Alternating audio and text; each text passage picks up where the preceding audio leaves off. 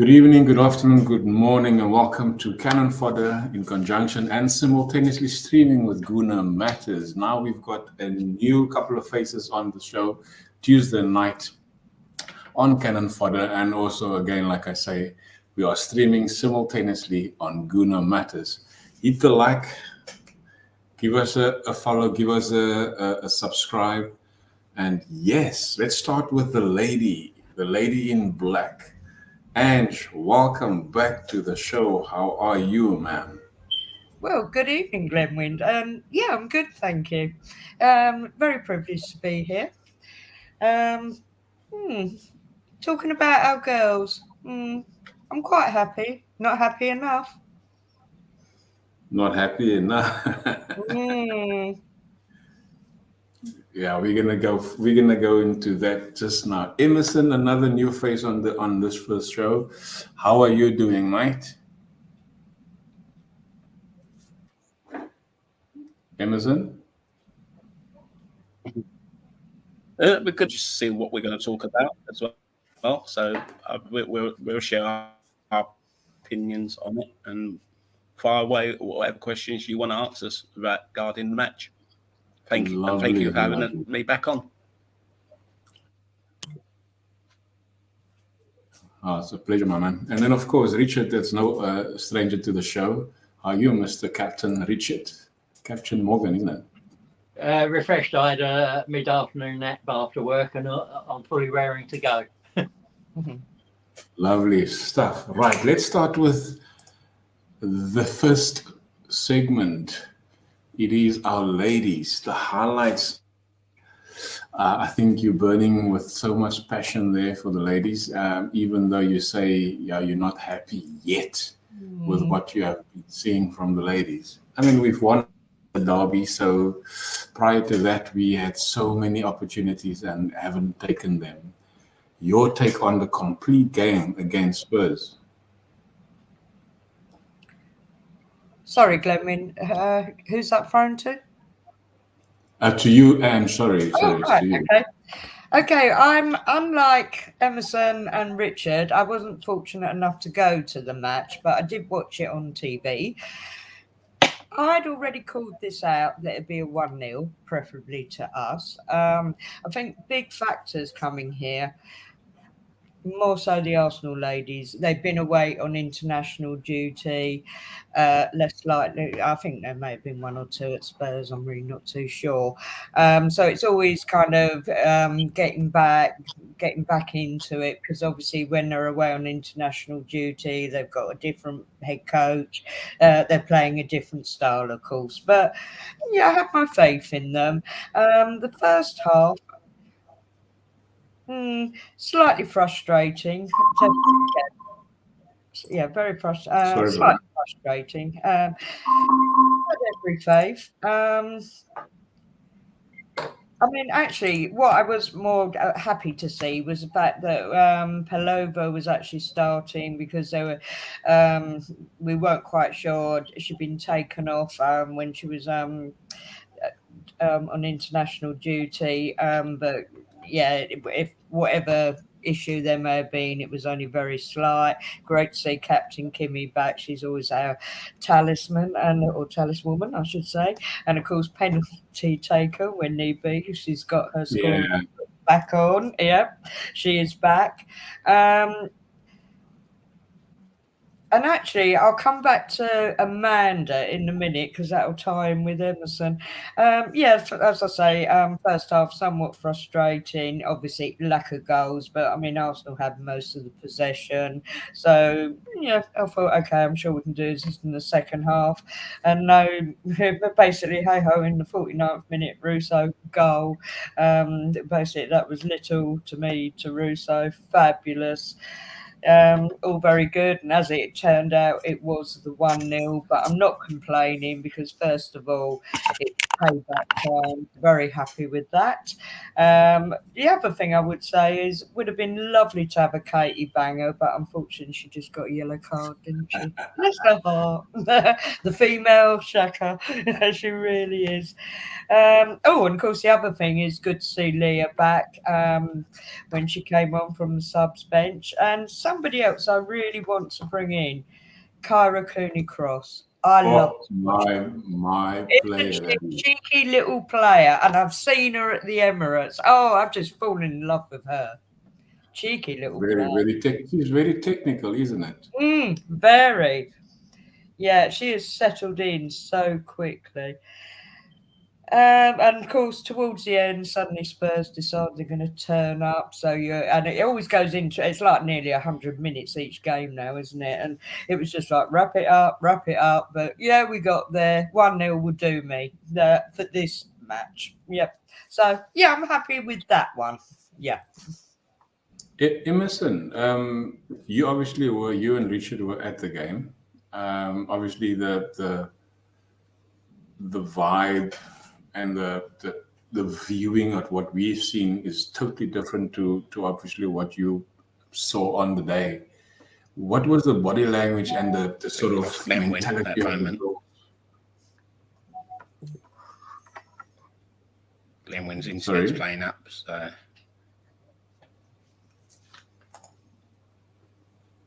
Am I lagging?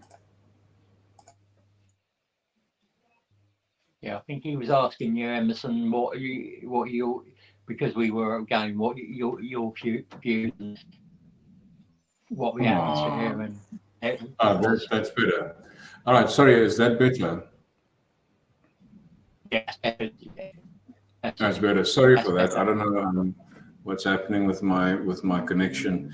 Emerson, yes, like I said, you were at the game with Richard. What was the body language like for the ladies, and how did you see them take on? Regarding the match on Saturday. Yeah. Yes, remember Richard.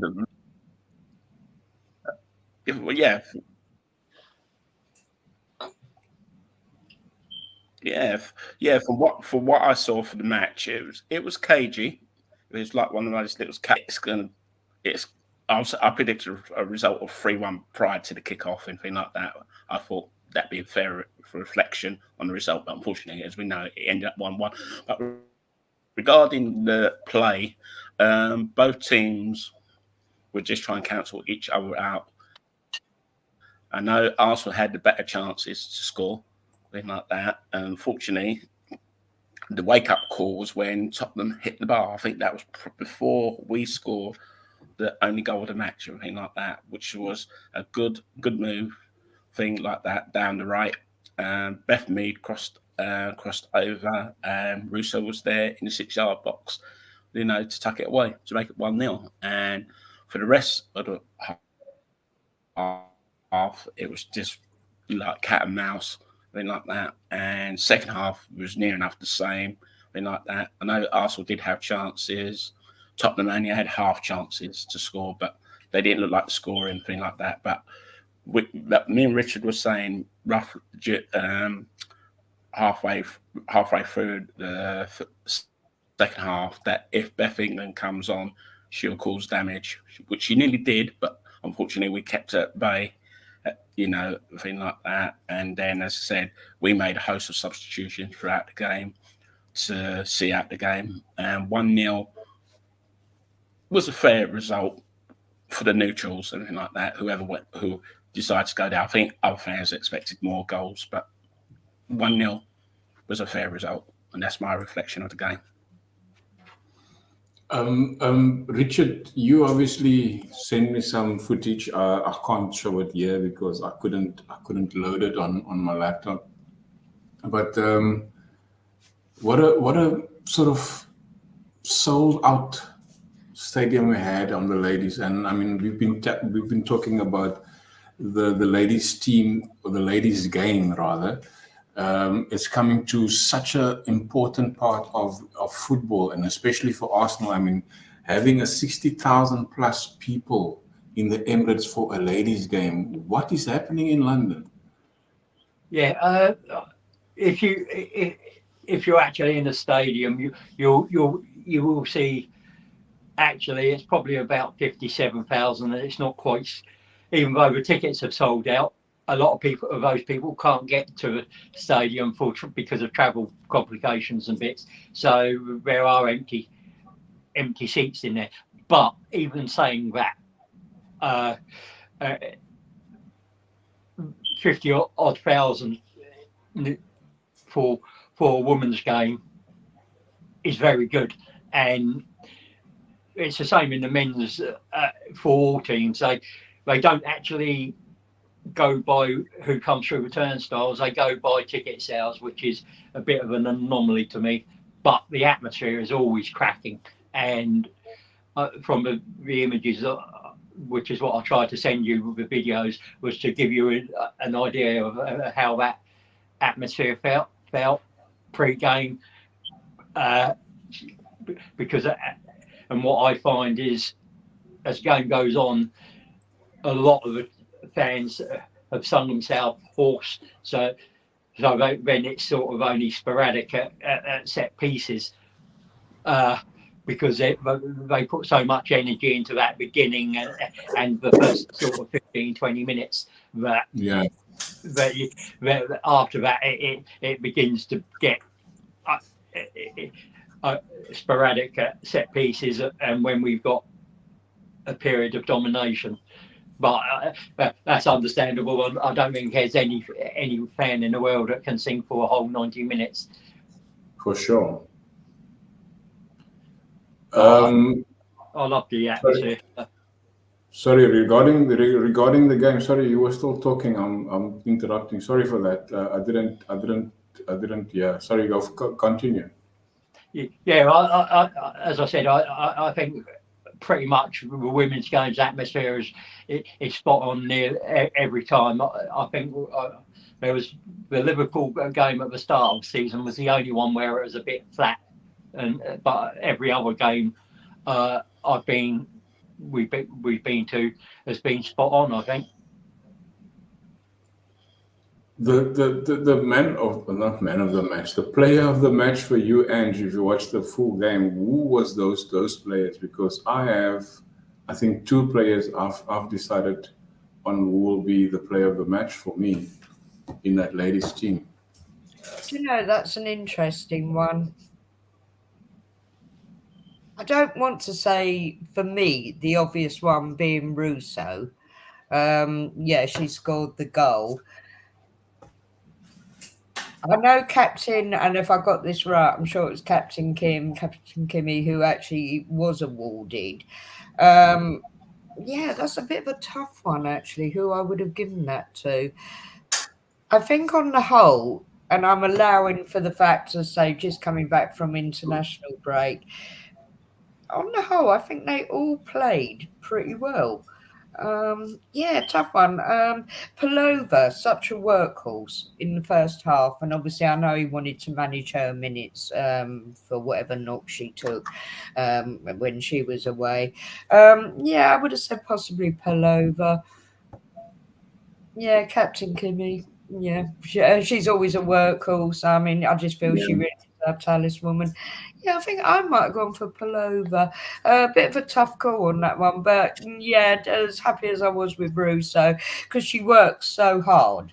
She gives you so much more than just being. And well, of course, another one I could mention is Beth Mead. Yeah. Once again, yeah. Personally, I'd find that I often find it quite hard with the women. Oh gosh, sorry, and the one who I'm so pleased for her, Woburn Moy. I was going to say, bar the yellow card, she had a very good game, actually. Oh, she's just showing a bit of spirit, isn't she? Yeah, Spurs, man. You should get a yellow card against Spurs any day. Yeah, absolutely.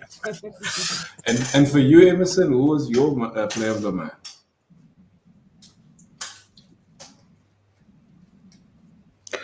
Yeah, I thought, like Anne said, it was a tough decision, but as they said on TV who it was anyway. So being like that, if If it wasn't for Kim, I would have given it to Lottie myself. But as I said, with that yellow card, that might have cost her.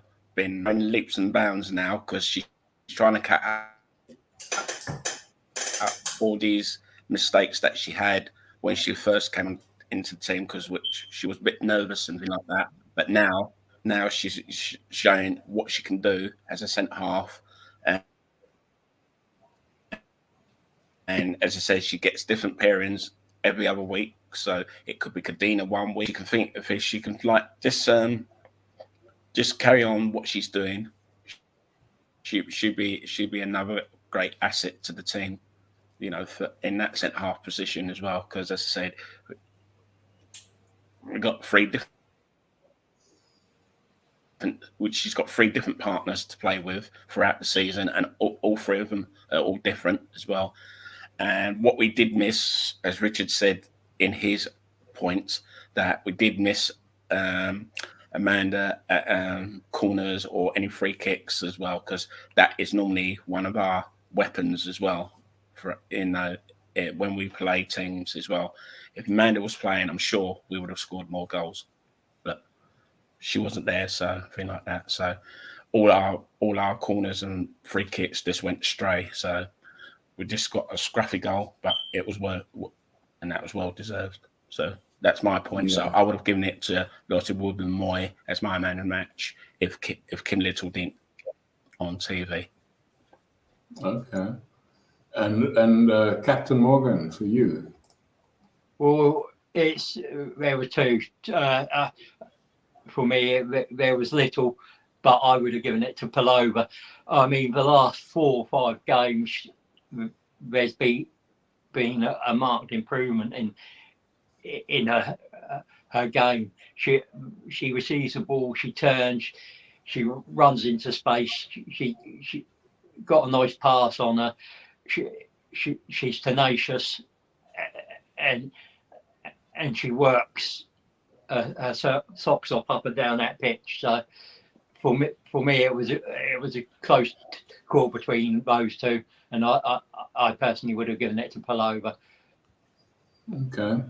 I like I said, I have 2, and the obvious 2, obviously. But there was also something that's somebody that stood out for me, but I don't think that would have been deemed as a good performance, but she was quite good at on the day. It was Leah Walty.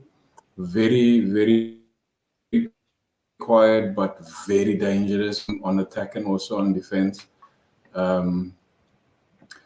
Is there any problem with my connection, guys? Because I'm not feeling it. Your camera went for a while, and your sound, but okay. Anyway, so yeah, I was looking at Leah Walty because her performance was good, but not as good as it normally would be. And then of course Kadoa, she had glimpses of potentially good defense there, and she her deals she did well. Also the sort of cutting off the ball, the play from Spurs. But all over, I think these 2 was my play of the match. Purely for the fact that she's quiet, but she does the job as the captain on the pitch. Like you say, she moves up and down and hard work. And you've mentioned that she's all over the pitch. She's doing the hard grinding and that sort of thing. And of course, for Russo as well. Russo is the type of player, a new player like Rice is always working hard.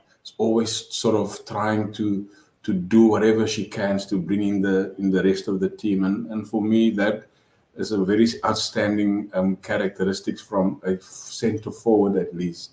So yeah, those 2 get my vote. And then I've got a question just to sort of justify the title race.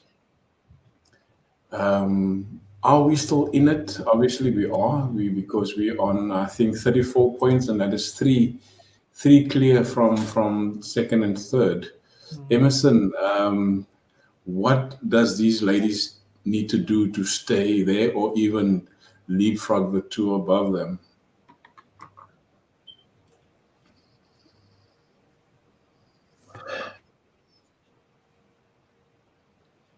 The key to the remaining matches is score more goals. That's the key. They score more goals, because if you look at the goal difference between It's 19 opposed to us 29 and 32. Manchester City, it's gone up, and then again with Chelsea as well, because Chelsea won as well. Because Chelsea had a big win as well, because that's going to be the key. If we can score more goals in games that we should win, thing like that, then I'm sure we'll be okay. But as I said, the other point will be injuries. We might have a small say, but which player will get injured, and obviously suspensions might be kicking, because we know that Kate McKay got a booking in the match. Lucky enough, it wasn't enough to give her the 2-match ban, but the next match she plays, whether it's the WSL, that could be costly as well, because she can miss the Chelsea game. So we'll have to wait and see. As I said, we play again tomorrow. We have to see if she plays in the starting 11 tomorrow and things like that. Because I don't think Giannis is going to play many players tomorrow. But as I said, we haven't got a game on the weekend, because it's the FA Cup for the women that weekend. So it'd be interesting to see what his lineup's going to be tomorrow. And as I said, injuries will play a small part, I reckon, of this season, because I can see 1 or 2 players may get the odd niggle or anything like that, but hopefully it won't be serious. But we'll just have to wait and see. I'm not going to put no thing like that and score more goals. That's my point. Yeah. Tell me quickly, Emerson, in the start of the season, Cooney Cross was preferred more over Leah Walty. What do you think has changed in the manager's mind to bring her from the bench all the time? Sorry about that, guys. I think it's more of like it's a tactical substitution. I reckon it's more tactical, because if we're pressing, then she can think she can come. She's like defending, but as the going forward, she looks okay. Being like that, whether she's got a score or Giannis uses her as a tactical substitution as well, because there's certain players will be used as tactical, like Blacksinius comes in for Russo. You can say that's tactical, because they're near enough for 1 runs while you're up to get the end of things, something like that. So Richard, it's more of a tactical substitution with Cooney Cross when she comes on. Richard, for you in the title race of the WSL, I think it's going to be hard to really catch up with them. And John made a statement here. He says that I can see Arsenal double men and women. I mean, we need to win those big other matches, don't we? The City one especially, and I think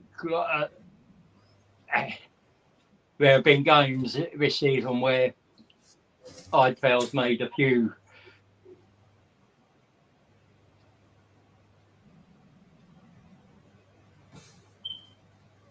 games we've had, like the Chelsea game, brilliant, and then we've gone and lost the following game because he's not quite got that team selection right.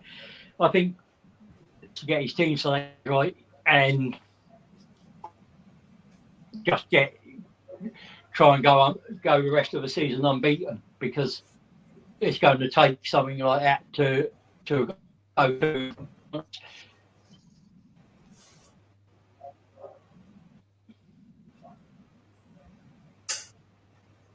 I think definitely defensively we need to be a bit more stable and start getting a back line that is consistent from now to the end of the season. Considering we don't cup games to competitions to play in. And for you, we are playing the WSL Cup tomorrow, FA Cup against Villa. Obviously, that's gonna depend on how he's gonna line up, like Emerson said earlier on, for that game, and playing Chelsea at the next game. And that's gonna be a hell of a headache if somebody should get injured tomorrow. Excuse me. Right. Well, the way I see tomorrow, we got knocked out of the FA Cup. Now, that has been a big upset for me. I love my FA Cup, end of. So we're relying on retaining the Continental Tires Cup. So he's got to go. I think you've just got to do it game by game. And I'm going to call it out now. I didn't ever expect us to win the WSL this season. Not as long as you've got Emma there with Chelsea. Sorry. I hope I'm proven wrong. And maybe they drop another game, which probably I hope so too. Yeah, keep fingers crossed. But more importantly, we win our games and start get like the boys did, which we're going to come on to, play a lesser team, get a bigger goal difference, all that jazz. But back to tomorrow, I want him to go strong. This is could be the only chance for Arsenal women to get silverware again this year, and we're retaining a cup. Yeah.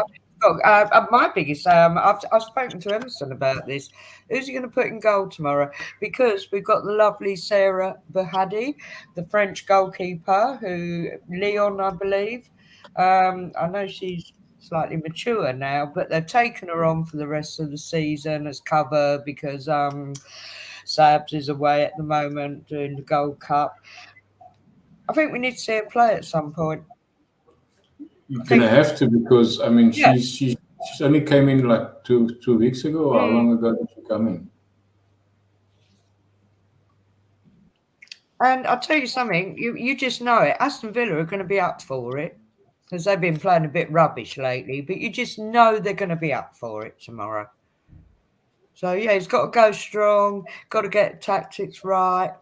Rachel Daly. I like her and I don't like her, if you know what I mean. She can be a bit nasty at times, can't she? I don't know. Maybe Jordan Nobbs will suddenly do something. Yeah, but we've got depth in the ladies squad for days. I mean, there's so many players in that squad. I mean, the young. We've almost got too big a squad now. That's the problem, and I think it's managing the minutes, isn't it? I think he has got a headache with who to start tomorrow and who's not. I'm thinking, Richard, he's going to start a completely different squad. Maybe have a key players here and there. Maybe give Blackstenius a start. Maybe Viviana Miedema start. No, sorry, Glenn. She won't start. She's injured again. Oh, again. Yeah. A little bit of knee trouble again. Nothing major, but I think she's had another little minor op, so she'll be out for a while. And maybe then it's similar to what Jesus had, isn't it? Back in a little bit of cleaning out of the knee. I agree. You're probably going to get changes. Stenius to start top. You probably get Marnham in. You might get Leah to start, and then you might get some of those bench players to start. There may be a few that you won't drop, like Katie and Kathleen, but they'll probably start. Yeah, I mean, Zinsberger worries me on crosses and aerially. So I would like to see the keeper we signed from Lions, Bahadi, come in and get a game and see what she brings to the table. But, yeah, but just to reiterate on what you said about Zinsberger, she's dropped off quite a bit, didn't she? yeah, it saves them a bit, so I'm happy with it. It's just when that crosses and corners, she makes me nervous. She doesn't look like she's going to claim it every time. Yeah, so yeah, looking at the fixtures, tomorrow is obviously Aston Villa in the Conti Cup, and then we've got Chelsea on the 15th, and then Villa again thereafter, and then I think we've got a bit of a lesser team in Bristol City, but yeah, I think then it becomes a bit more and more tougher again. Leicester, Everton, Man City, and Brighton. So those last 3 games is gonna obviously give us a bit of a headache to maintain our title race. So yeah, I think Ange, from that perspective, you said earlier on you didn't expect Arsenal to win the WSL this year. No, I don't. I'd actually be proven wrong. I really would. I think they took a time of settling in the new squad, as in when we came back from the summer break. And obviously we could see there'd been a few ups and downs in that. Biggest factor, Emma Hayes last year. She wants to go out on a high. Yeah. And Man City as well. They've always been all right. Man United, yeah, they had their 1 year hit wonder. But yeah, Man City have always been lurking there. I don't know. Yeah, it's we need to win. Just keep winning now, and hopefully, get some more goals. Best I can say. Yeah, Emerson confirms that Buadi will make a debut tomorrow, and the rest will obviously pick up themselves. Yeah, so let's get to the rest of the segment or the show. I think we've really spoken so much about the ladies. Let's turn our focus back to the men quickly. And the last 6 games or 5 games, 7 games. What a couple of performance that was since the turn of this year. Beautiful, beautiful Arsenal. Your take on the last couple of games? Well, they've been on fire, haven't they? And capitalising on what they've had in. Wait, so you play, isn't it? And I mean, yesterday, what can I say about yesterday? Such an easy game to watch. It was almost a bit comical, actually, dare I say. I'll tell you what, really, someone I'd forgotten about, Austin Trusty. Completely forgotten about him. I know he never played for us. And he looked like he did try to do something yesterday, but unfortunately that something didn't happen, did it? Yeah, I think Saka was too strong for him, wasn't he? But yeah, which is fair comment. It was just a bit of a goal fest, wasn't it, really? Started off with my beloved captain, very nice. Oh, and then whoever gifted us the own goal just for the fun of it. Then we went on to Martinelli, Kai, Rice, White. Of course, the biggest argument is it should have been 7, shouldn't it? It should have been 7, yeah. I don't know why I put 1 there. I really don't know. This is a mistake. It should be 6. Sorry, that should be right. There we go. Oh, there we go. Yeah, I made a mistake there. Glenwyn. Richard, I mean, you are so vocal on the group regarding Kai Havertz, and I like what I see about Kai Havertz right now. I mean, Kai can't put a foot wrong in this in this year of 2024. Not a foot wrong. Yeah, well, as I was advocating for him, you need to give a player time to settle, settle into a new team, settle into a system, and understand what is being asked of him. And before he wasn't having bad games; he was just having average games, and I think people get blinded by that 65 million price tag. Now that's not his fault. That's what the club had to pay to get him. I always sort of look at it as, if I wanted to buy my wife a diamond ring on eBay, I know the value on the market is 6,000, but I really want it, and if I've got to get it, I'll pay 10,000. That's on me. Yeah. That because I really want that, I'll pay what I need to get it. So, and that's how I look at it with Havertz. The club, Arteta, Edu really wanted him. They had to pay what Chelsea demanded. His market value is not really that, but that's not Havertz's fault. And you can only judge him once his time at Arsenal is done. And in the last 3-4, well, since 2024, I think his performances have improved, and he's now starting to contribute, and you can see those contributions in assists and goals. So, Ange, I mean, talking about goal contributions, and Richard just led us into it. I mean, look at the top 8. I think it's 1, 2, 3, 4, 5, 6, 7. The 7 players. It's all forward players. Looking at Bukayo Saka, he's played 26 matches. He's got 20 goal contributions, 13 league goals, and 7 goal assists. And you can go down the list. And we're talking about Kai Havertz. A lot of people have said that he's the replacement for Xhaka. Your opinion, is he really the replacement for Xhaka? No. Not. No, sorry. No. I don't throw my toys out the pram over football. I really don't. At first I did slightly struggle with Kai, but I thought, yeah, well, I'm sure they know what they're doing. I'm sure he'll come good, and he is starting to come good. He seems like a really nice guy.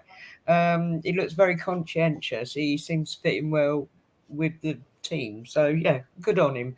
I'll tell you what I am interested in, and I don't have to really try and stay off too much social media, but the way, and this will come back to the summer, about banging on about getting a proper number 9.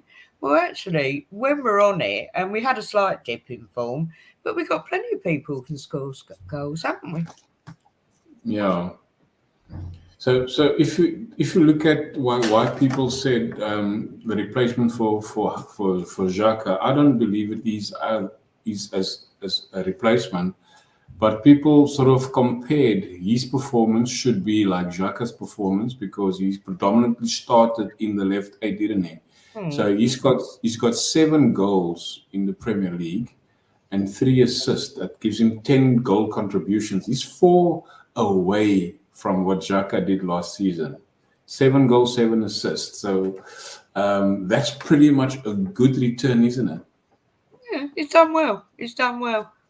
Oh, yeah, it's a tough one because arguably we've got other players who could play that role. For sure, you can argue that. I mean, someone I want to bring in, and I'm getting a bit upset about it, and don't even start me from the goalkeeper situation, not for today. But ESR. Yeah, I know, sorry. Yeah, you know where I'm going with that one, but I'll keep quiet. ESR. Why didn't Arteta play him yesterday? I think he could have maybe do that because there was enough time in the second half to change that. And I thought he will do it because he took Saka off at 45 minutes. Yeah. And he brought in Vieira. And then I thought later on he could also do the same with Havertz and bring in ESR, and the same with this, like what he did with the rest of the guys. But I don't know why he didn't do that. I thought that would be a very good opportunity, isn't it, Richard? But going down the list there quickly on goal contributions, that looks pretty much better than we did last season. If you consider the 7 players overall, where we had mostly the 3 front players, which is Saka, Martinelli, and Odegaard, all 3 on 15. Now it's a bit less, but it's spread all over the show, Richard. Yeah, it's spread all over the show, and I think the issue he suffered over that Christmas period is that every single one of those players weren't on form at the same time. Whereas last season, if one player was off form, another was, and you can't legislate for all your front players misfiring at the same time. So sometimes that happens. Going to yesterday, I think the reason ESR didn't come on was basically he needed to get minutes into Vieira, and ESR is match fit, and Vieira wasn't, and that was the plain and simple.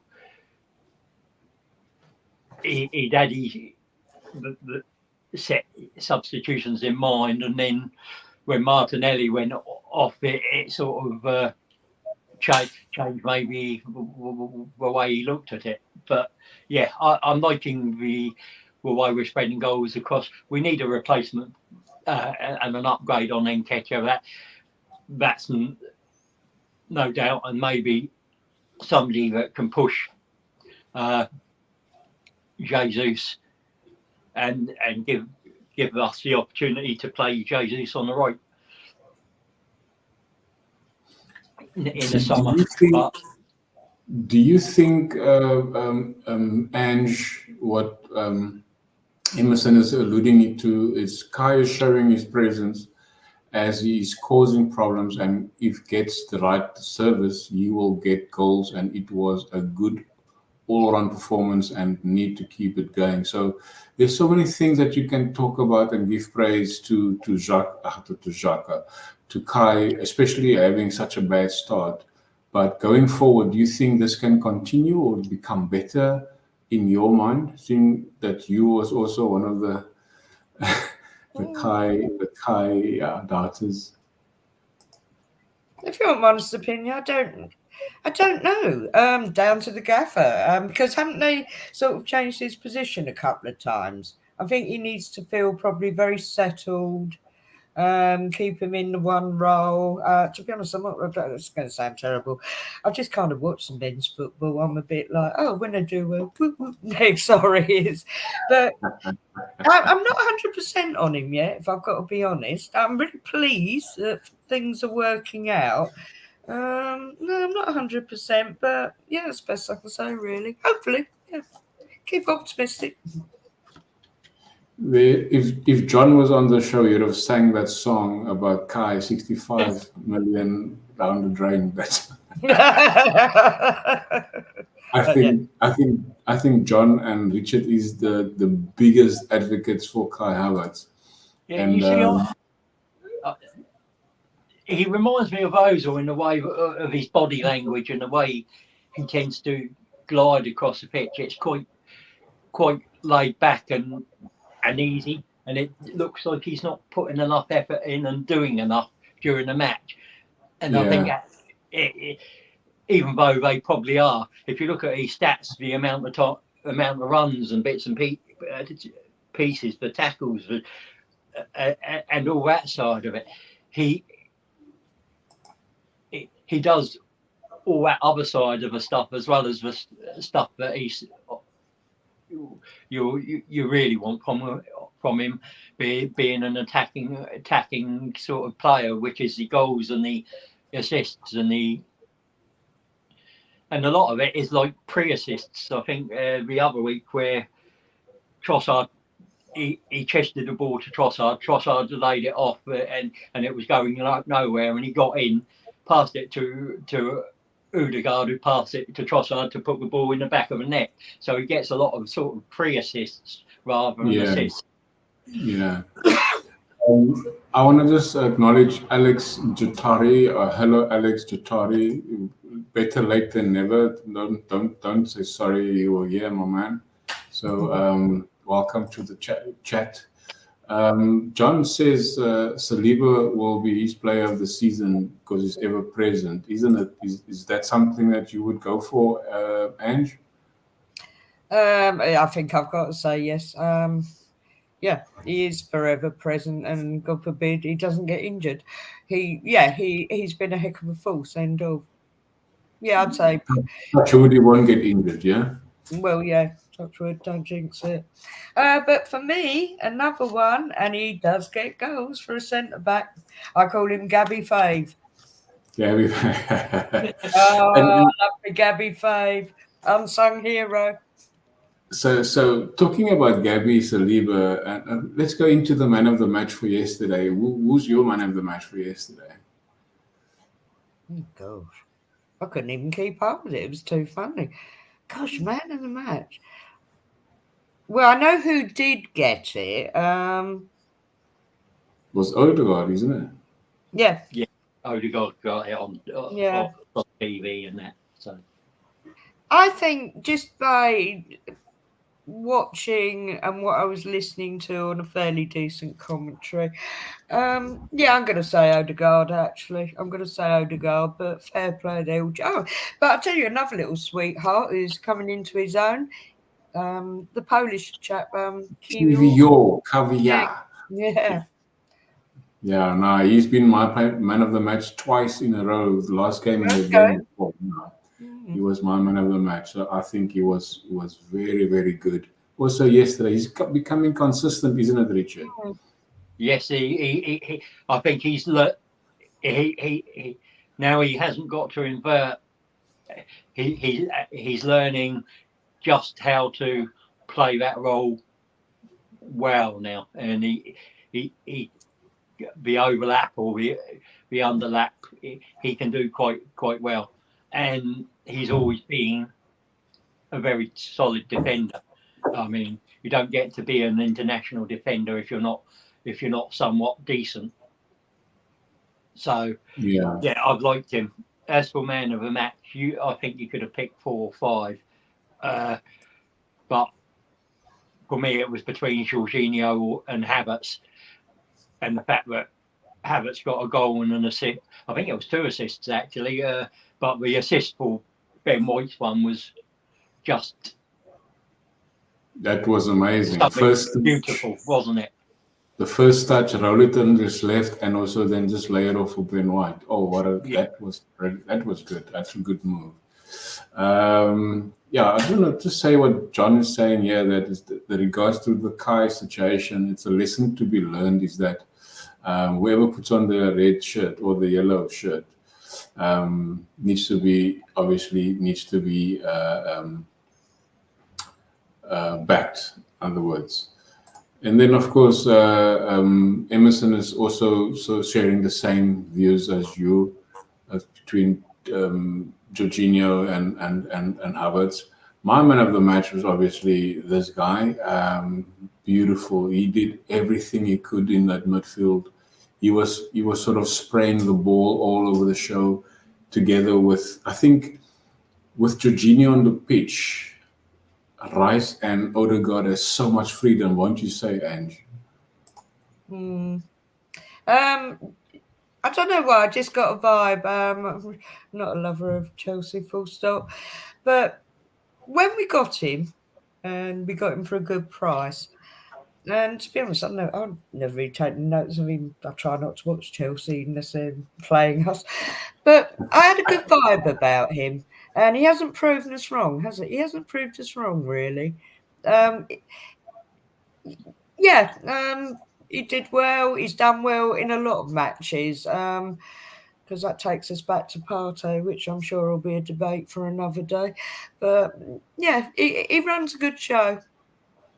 Yeah, he does. Because, I mean, if you look at Richard, Rice, he finds himself in pockets of space inside the box. He's taking shots. I mean, he had a brilliant shot in the first 5 minutes, was saved by somebody, and he also got his goal, and he's got an assist. He's got how many assists now? I didn't put him on that list, but with Jorginho on the pitch, he could be so free, and he could trust that Jorginho will do his job, and in himself believing that he can run back to help defend the rise that is.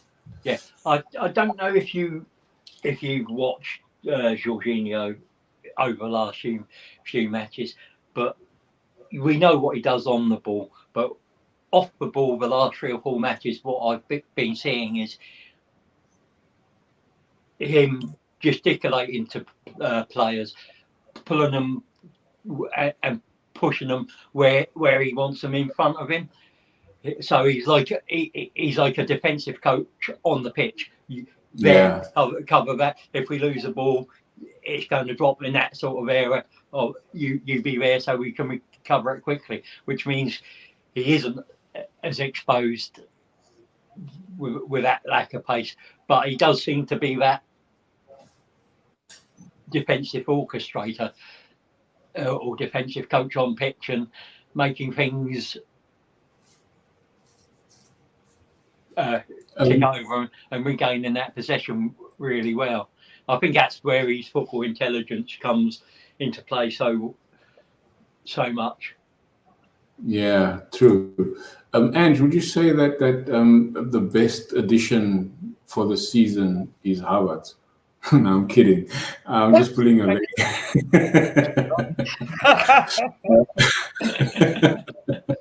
I'm just pulling a leg. John is mentioning Santan Sally. Now, Santan Sally is referred to Ben White. Oh God! He's a very quiet bloke. So nobody talks about Ben White. Nobody talks about his performances. Nobody talks about what he does off and on the ball. There's so many things Ben White does that is not talked about. I want to talk about Ben White for a little bit. He's got a goal. He's got a couple of goals, but this particular goal, and it was said in the group last night that Ben White needs a goal, and lo and behold, he got a goal. And what a goal that is with his left foot. I mean, that is not a try to score with his left foot. That is deliberately putting his laces in that ball and just bottom corner. What is Ben White doing not playing for England? I know it's going to be a whole scenario of politics in that, but he should be in that team. Well, of course he should. Yeah, we all know that something went on in the camp. And one thing that comes across with Ben White, and I actually find it very, very refreshing, he doesn't say a lot. He doesn't need to say a lot. He tells you what he thinks you should know. It's by doing the job. Yeah, that's it. He does the job. We know for a fact he doesn't watch football. I'm a bit of a Benny Blanco. Other than watch the Arsenal and a bit of FA Cup, I don't go out and watch other teams. Next. He just gets on with it. Yeah, of course. He should. Oh, I don't know. It's a falling out with someone, isn't it? But more importantly, he's our professional. Arteta loves him. He gets on with everybody, as we can see in the Arsenal squad. So yeah, I think the fault's somewhere with England, and I'm not going to say Southgate because the rumor went. I think it's Grealish, isn't it? I think it's Grealish. You reckon? Oh, okay. I think it's Grealish. I used to rather like him. Now, I know he does some good things off the pitch, but I find him too big-headed. I really do. Yeah, definitely. 100 million later. Not Santan Sally, Ben White, Richard. How does he get into the limelight for what he does on the Arsenal pitch? I mean, this guy has played. I think it's going to be hard for Tommy to come back in the squad. And when Tommy played, it was hard for White to come back.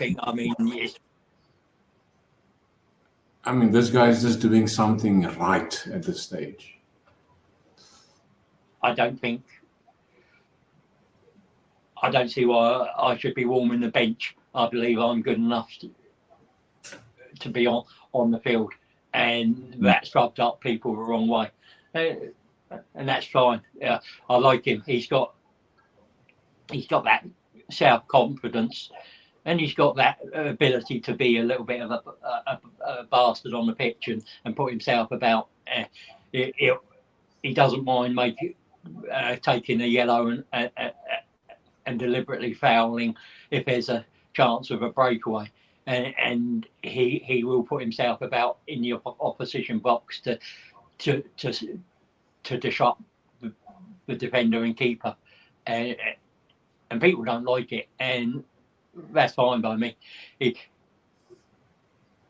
He's come in, he's doing the job, he knows how to do those little nudges and knocks, and he's got some great technical ability. I mean, there's been a few times this season, the Doku one where he nutmegged him and made him look like a fool, and then against Newcastle as well, wasn't it? He did similar, and it's sort of, yeah, you've got some ability there, and you don't mind making fools of other technically gifted players just when you can, and I like that in a player. Now, this is an observation from me. Is Ben White, when he inverts into the midfield, he goes down the middle and very seldom go wide. And when he goes wide, Saka will then in turn invert, and that sort of confuses the left back or the left wing. And I think again, Ben White is such an intelligent player that a lot of people overlook his abilities, and is not saying so much about where he's going. He's unpredictable, won't you say? Because I mean, scoring a goal from the edge of the box on his left foot, it just shows you, if you got to look at his heat map, where will Ben White be all over the pitch? And from the middle to the right, he will be that whole section there. And Emerson makes a good point here. Ben White has to overlap Saka when he goes forward.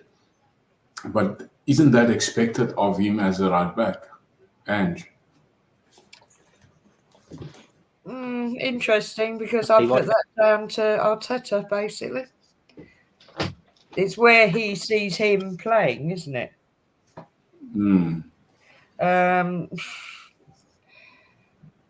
Yeah, but I think what I'm asking is, it is for the defensive side. It is expected for him to do that. Then he doesn't do it. And therefore, I think it's in the tactics of Arteta not for him to do it often. I don't think it's a Arteta type of play for White to go there. I'm not sure if you agree. But yeah, I'm just saying, I think it's more of a tactic for other defensive players to expect Ben White to overlap Saka. He has done it yesterday in a couple of moves, but okay, sorry, I see what you mean. Yeah, it's not something that he always does. But I think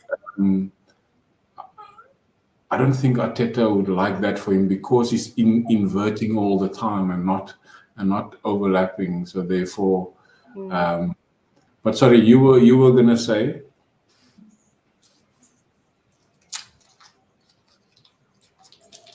Well, I don't really know what I can say on that one, to be honest. Yeah, I mean, as far as I'm concerned, on the whole, Ben White, he's usually doing all right every now and again, like all the players. You'll hear, and it starts off with the people doing the commentary, and then of course it spills over, especially when you're in that that defensive role. Yeah, there'll be some games where he's not quite so on it, just as maybe Saliba isn't or Gabriel isn't. And yeah, like I said, obviously I'm not a football manager. I rely on Arteta to strategically place them and obviously work on those tactics. Yeah. I mean, on the whole, I've got to say that I think 9 times out of 10 he has a very good game, but I could be wrong. As much as Yeah. Saliba has a very good game and Gabrielle has and just now and again they make a bit of a howler. They give away something, whatever. But that's life, isn't it? It is, you know. All right. Before we go into the next segment, we're going to obviously do the weekend's prediction. And of course, next week is Tuesday or Wednesday? Wednesday night, yeah? I think it's Wednesday again. Yeah. Yeah. It might be Tuesday, but I'm sure it's Wednesday. I haven't got the No, I thing. thought it was Tuesday. If it's Tuesday, yeah, then I'll have to shift the show to either the Wednesday. Well, just talk and I'll look it up. Yeah. So hit the like, people. Obviously, subscribe to Guna Matters and Cannon Fodder. We simultaneously streaming live on Guna Matters and on Cannon Fodder. Yeah. So let's go into the next segment of is it Tuesday, Ange? Yeah, it's Tuesday. Tuesday, yeah. Let's go into the next segment of all right, Richard. Now let's go to Ange first. Your prediction for the weekend's game, Arsenal versus Brentford. Be interesting. I'm just waiting for Tony to say something again personally, but whatever. Ooh. Well, it's not going to be what we saw yesterday, obviously. And there are other people, yeah, wishful thinking, who bring something to the table at Brentford. Oh gosh, I hate doing predictions, especially for the men's. I'm going to say we're going to concede something. Well, look, if you've got Tony, whoever else. I think they could be really up for it. I'm going to say 2-1. Probably got it. Yeah, I'm going to go for a 2-1. 2-1. Let's come to the Porto next. We're going to go. Sorry, that was Ange, not Richard. 2-1. Richard, let's go to your prediction for the weekend first. Yeah, well, again, I feel we might concede. Especially Tony likes to get. So I'm going to 3-1. I'd like a 3-0, but I suspect Brentford might get one, so I'll go 3-1. 3-1. Also, not to put anybody down. I think having Ramsdale in goal is also going to be a very tough game to keep a clean sheet because he hasn't been playing for quite a bit. Emerson, who's going to be on the show, he's putting 3-2 in the chat, and that's against Brentford. And I'm going to be with Richard on this one. I'm going to be a 3-1, purely because of Ramsdale being in goal. The chances of him conceding is big, and we know obviously with Ramsdale not having played a lot of games that he can concede, especially against a team like Tony, a player like Tony and Visa. Visa scored a beautiful goal against Chelsea over the weekend. Did you see that overkick, the bicycle kick? Beautiful goal it was. But we have to win that game, don't we? Richard, the home game, second leg, Porto. I'm going 4-1. Just something that has been sort of gut feeling. 4-1. I don't see Porto not scoring, but I think we win that 4-1, especially if we show what we've been at home against them. Home form. I mean, every for the last three before this season, the last three Champions League games that we've played against Porto was also 2 legs in that same season. They've beaten us 3 times, including this one, and 1 draw.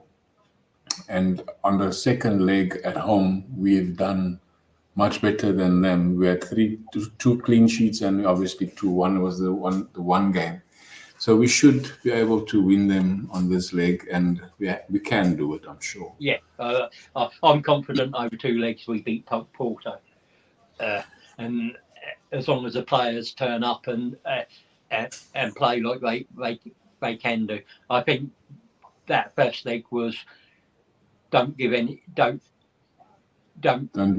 away. Yeah. Don't leave yourself a hill to climb. Try and come away with a point at least. Hey, this is wrong. Sorry, I'm doing something wrong here. This should be there. Hey, and this should be there. Sorry, I've mixed up this whole thing here. We are home, we're not away. No. Ange, and your prediction for the Porto game? 1-0 to us. 1-0. Well, then we're going into extra time, isn't it? Yeah, I'm just going to give it 1-0. Anything else is a bonus. Sorry. It's all good. It's your prediction, and your prediction stays. Emerson. I mean, I take it that away goal doesn't count, does it? No, it doesn't. That's but fine. Yeah, the aggregate, obviously, the aggregate will allow us to go into extra time and then penalties. Yeah, I'm going to go for a clean sheet because I like clean sheets. I love it. Because nothing better than clean sheets, is there? Sorry? I said nothing better than clean sheets. Nothing better than clean sheets. And it gives confidence, to the guys at the back, and obviously the goalkeeper. They become very confident when they keep clean sheets. And I think, guys, that we've come to an end. I'm hoping that we can do a good one this weekend over Brentford, as our predictions are showing. And of course, that the other two teams, they played to a goalless draw. If they both could have lost, then I would have taken that. But a goalless draw is much better than a score draw, isn't it, Richard? Yeah, I mean, at the end of the day, I believe the only result that affects us negatively is a Liverpool win. I think if City win or draw, we still the title's still in our hands because we can go to City and beat City and leapfrog them as long as we beat Brentford, of course. And that's whereas if Liverpool beat City, we have to hope that Liverpool drop points somewhere else along the line. Yeah, I'm hoping that both draw suits us better. Yeah, it definitely does, and a 0-0 draw for that is even much better. Yes. And what's your hopes for the rest of the season after this Brentford game? In closing.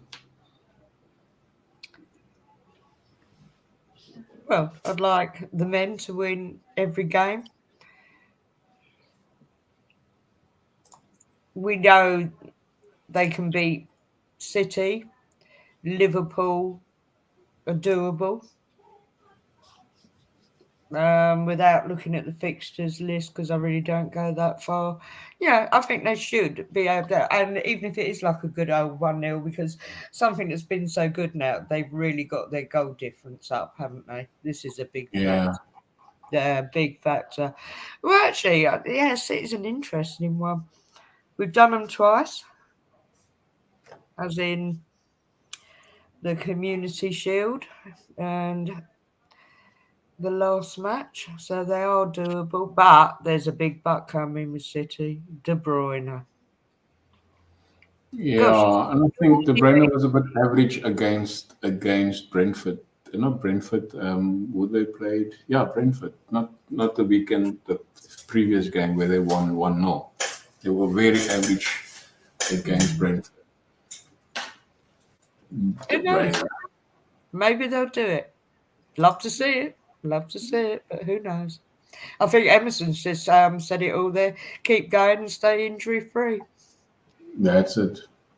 That's Yeah, it. I mean, personally, I just want to see us get to that last game of the season and still be in with a shout of winning it.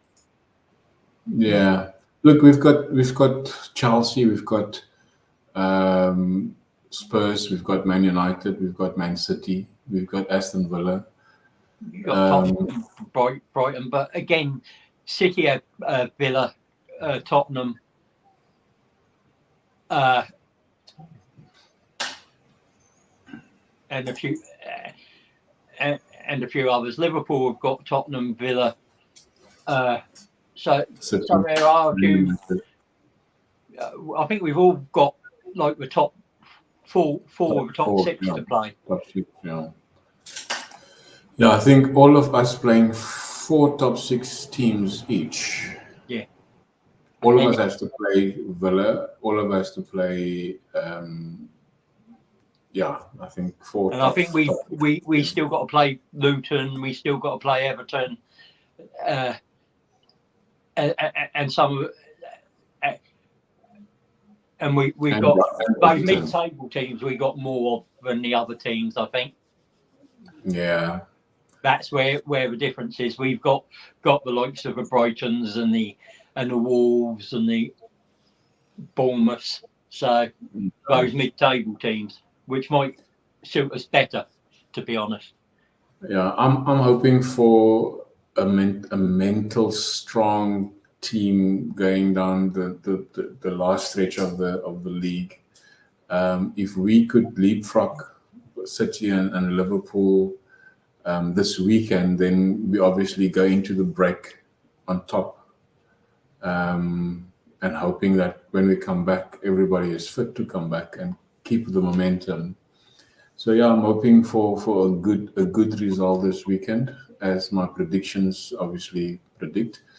And I'm hoping for a 0-0 draw against the other 2 teams are playing. But again, thank you, Ange. Welcome back to the show after so long. Thank and you. I'm hoping to see you soon on it again.